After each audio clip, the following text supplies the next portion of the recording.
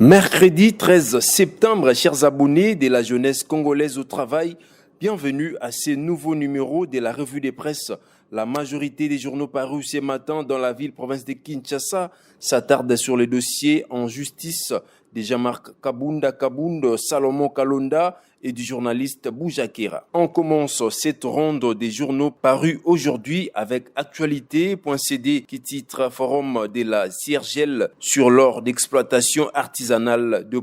Samalou Kondé insiste sur la nécessité de renforcer la traçabilité pour mettre fin aux trafics illicites. Les travaux du Forum régional sur la stratégie de la CIRGL sur l'or d'exploitation artisanale et à petite échelle se sont ouverts les mardis 12 septembre 2023 à Kinshasa. Ces assises qui se tiennent du 12 au 16 septembre ont pour but de trouver les voies et moyens de stabiliser l'exploitation illicite de l'or et de permettre un bon développement dans ces secteurs qui restent encore très dangereux pour les exploitants. À cette occasion, le Premier ministre Jean-Michel Samalou Kondé a rappelé que ces forums réunissent les femmes et des hommes de tout horizon et brillants experts en matière de mines pour réfléchir sur un système régional de suivi des minerais, une solution durable pour un commerce responsable de l'or, d'exploitation minière artisanale et à petite échelle dans la région des Grands Lacs. Le commerce de l'or dans la région des Grands Lacs est une activité économique vitale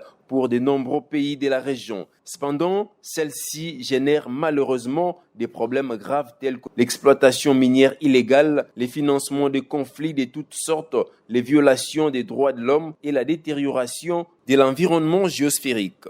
Il est donc apparu primordial d'éliminer les mauvaises pratiques d'exploitation, de commercialisation illégale et de financement de conflits. La traçabilité de l'or est ainsi devenue une question cruciale dans la région, conduisant de nombreux pays et organisations nationales et internationales à s'engager dans la mise en place des mécanismes de traçabilité de l'or provenant des Grands Lacs. Ceci permettra de supprimer ces pratiques néfastes et garantir à l'or commercialisé une extra responsable, éthique et légale, a-t-il déclaré le chef du gouvernement congolais dans son discours des circonstances. Organisé par le secrétariat de la CIRGL et les gouvernements de la République démocratique du Congo, rapporte la cellule de communication de la primature, le présent forum régional est censé marquer une étape significative sur les renforcements de la coopération et du développement durable dans l'industrie aurifère au sein de la conférence internationale sur la région des Grands Lacs. Il s'agit en même temps de constituer une plateforme unique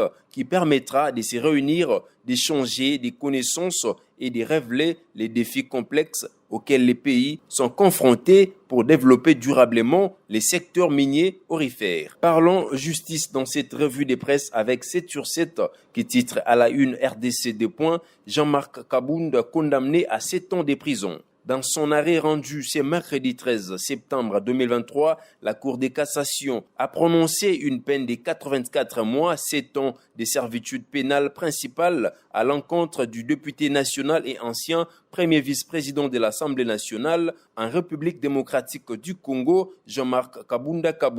Les infractions retenues contre lui sont la propagation des faux bruits, les outrages au corps constitué ainsi que l'offense au chef de l'État. Cependant, les avocats de Jean-Marc Kabunda ont vivement contesté cette condamnation et ont dénoncé ce qu'ils considèrent comme une parodie de justice.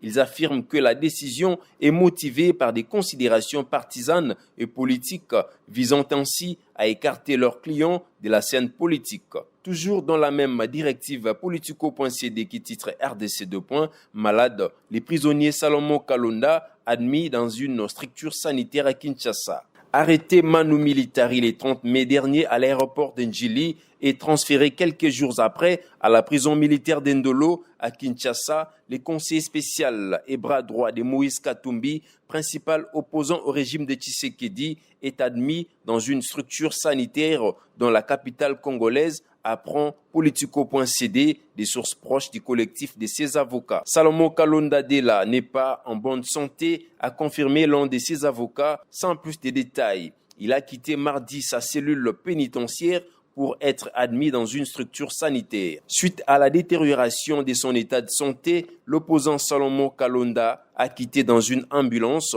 la prison militaire d'Endolo pour être admis dans une structure sanitaire de Kinshasa pour des soins appropriés, a confié l'un de ses avocats, cité par Top Congo FM. Justice et encore justice. Sud Express Média, titre RDC, Stanis Boujakera, transféré au parquet des grandes instances de Gombe.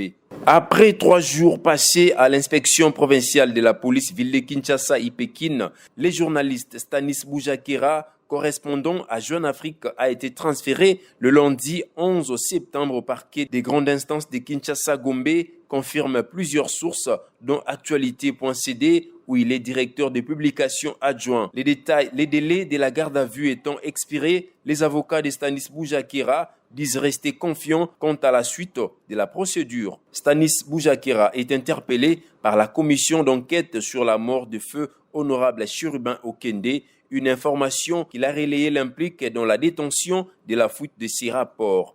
Les services officiels disent que c'était un faux rapport. Pourquoi alors l'interpeller? S'est interrogé Hervé Diakessé, un des avocats conseils de Stanis Boujakera. Les confrères est accusé d'avoir diffusé un faux rapport de l'Agence nationale des renseignements ANR sur l'assassinat de Chérubin Okende, publié par Jeune Afrique et RFI, selon lesquels l'ancien ministre des Transports serait mort par asphyxie entre les mains de ces éléments des renseignements militaires. Une version des faits balayée d'un revers de la main par les gouvernements. Bouclons ces tours d'actualité avec les sports dans un article de Netic.news qui titre Football-match amical : Les léopards congolais tombent face au Bafana Bafana d'Afrique du Sud, 1-0.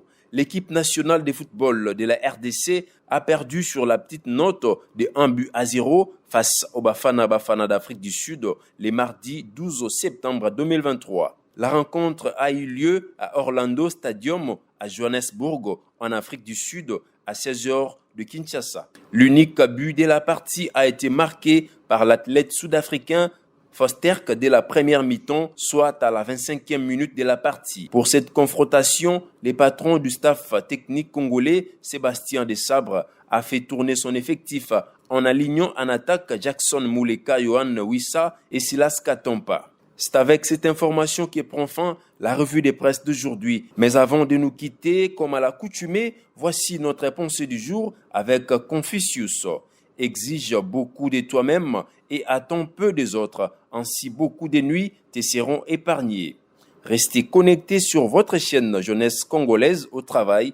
À demain pour un nouveau numéro.